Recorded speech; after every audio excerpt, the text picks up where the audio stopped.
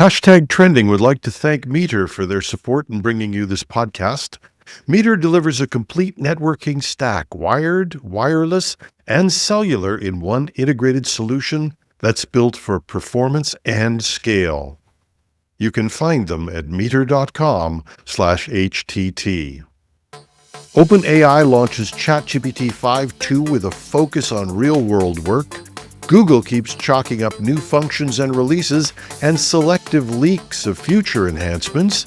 Disney opens Sora to use all of its animated characters. And, oh yeah, a Canadian company set a world record in fusion energy. And that's no Mickey Mouse accomplishment. Welcome to Hashtag Trending. I'm your host, Jim Love. Let's get into it. OpenAI's latest model, ChatGPT 5.2, was introduced quietly, but its messaging is surprisingly direct.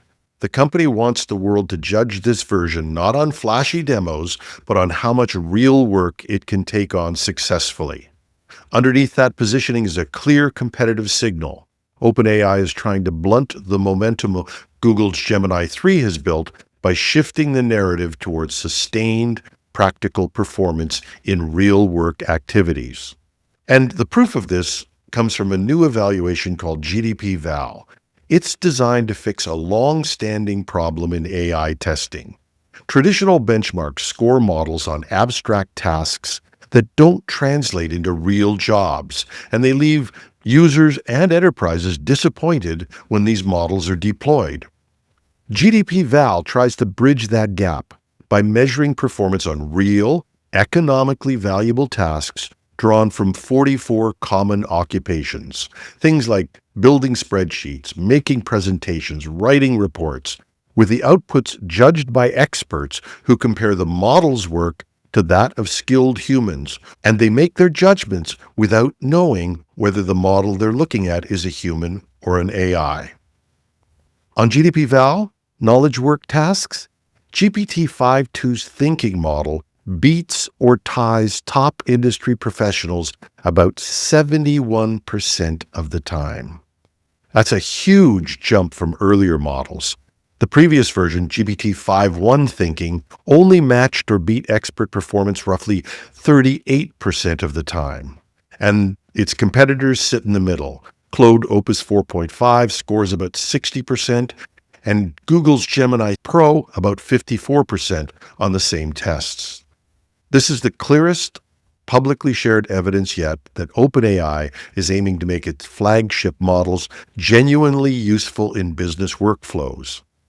The company claims that GPT-5.2 will also complete these tasks faster, more than 11 times faster, and, of course, at a fraction of the cost of human professionals. OpenAI also released some research that leaned into this workplace impact as well. The company, using its own data collected from users of ChatGPT, showed that employees who use AI tools extensively can save 40 to 60 minutes of work per day, and heavy users improve the speed or quality of output on roughly 3/4 of the tasks they used it for. Another report highlighted a 6 times productivity gap between power users of AI tools and those who don't integrate AI into their workflows. This launch feels like a real shift in tone for OpenAI. Instead of chasing leaderboard glory, the company is arguing that the way to compete, especially against models like Gemini, is to show sustained value in real work that enterprises can integrate into everyday operations. That's not the flashiest narrative, but it is one that could matter to a lot of businesses betting on AI productivity gains. And while OpenAI is framing GPT-5.2 as a breakthrough for real-world work, Google is moving just as quickly, but on another tack. Over the past week, a series of Gemini-related updates and experiments suggest Google is betting on breadth, embedding AI across creative tools, hardware, and even into the operating system itself. On the creative side, developers have been experimenting with Gemini-powered image models to generate highly consistent visual outputs. One example getting attention shows Gemini being able to design tabletop miniatures and then feed those displays directly into 3D printing workflows. It's a niche use case, but it's an important signal. Google is pushing Gemini beyond text and images towards physical world creation. And Google's also expanding Gemini's role in communication.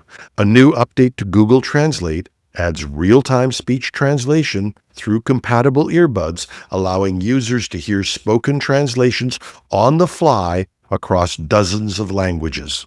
It's another step towards ambient, always-on AI, technology that works in the background rather than waiting for a prompt. And then there's the browser.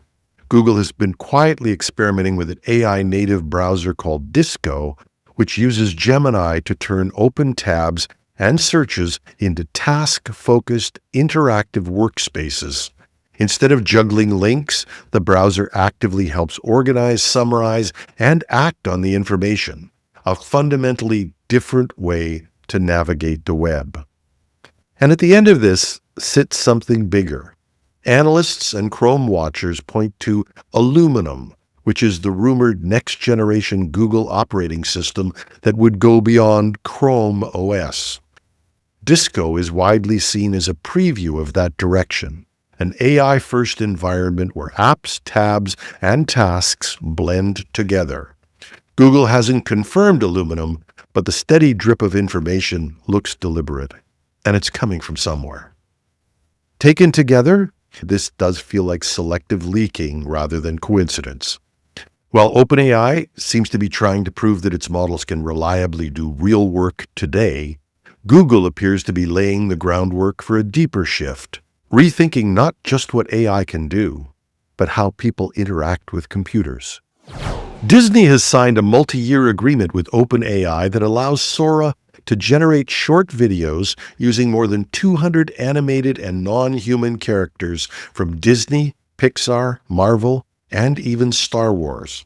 The deal also covers related settings, props, and vehicles, giving fans new ways to create animated clips using some of the most valuable intellectual property in entertainment.